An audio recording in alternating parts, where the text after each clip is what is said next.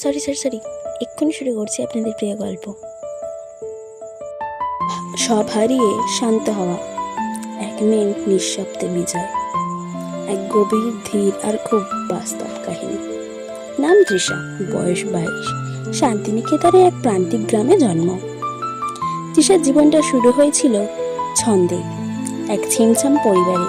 মা বাবা, ভাই, পড়াশোনার স্বপ্ন, গান আর বন্ধু, এই ছিল তার সবকিছু। কিন্তু সময় বলে আজ যা তোমার, কাল তোমার নাও থাকতে পারে। এক দুর্ঘটনায় বাবা মাকে হারায় তৃষা। ভাই হারিয়ে যায় আত্মীয়দের ভিড়ে। বন্ধুরা যারা ছিল, কেউ ব্যস্ত হয়ে পড়ে, কেউ বোঝে না, অথবা কেবলই কৌতূহলী তারা। তৃষা হঠাৎ একা। প্রথম সে ভেঙে পড়লেও দেয়ালে মাথা ঠুকে কান্নাকাটি করে। রাতের পর রাত না ঘুমিয়ে সে নিজেকে প্রশ্ন করে, কেন? কোনো উত্তর আসে না। দিন যায়, মাস যায়। তৃষা এখন গলার কাটা ছাড়িয়ে ফেলা এক শূন্য মানুষ। নিজের কোনো অভিযোগ নেই, কোনো আশা নেই, তবুও সে শান্ত।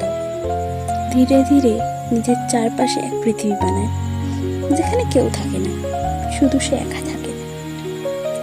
সে সকালে উঠে চুপচাপ চা বানায়, গাছপালায় জল দেয়, রাত হলে ছাদে শুয়ে তারা দেখে, গান শোনে। তাকে আর কেউ ছিঁড়ে ফেলতে পারে না, কারণ তার ভিতরে এখন আর কিছুই নেই যা ভাঙা যায়।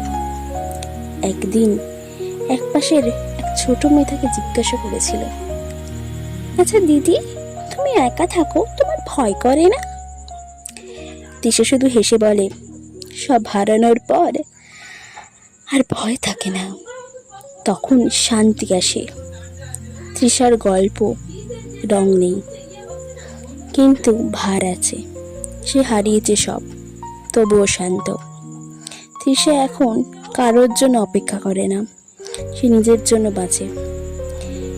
একটাই শক্তি তার, একটাই নীরব বিজয় তার।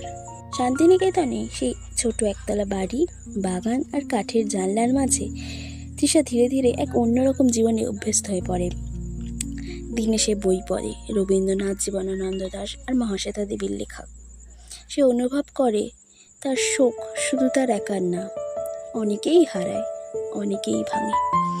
কিন্তু কিছু মানুষ আবার নতুন করে করে নেয়, নিজেদের ঠিক পাথরের গায়ে জল পড়ার মতো, ধীরে অথচ স্থিরভাবে। একদিন সকালে উঠে সে খাতা খুলে লিখতে শুরু করে।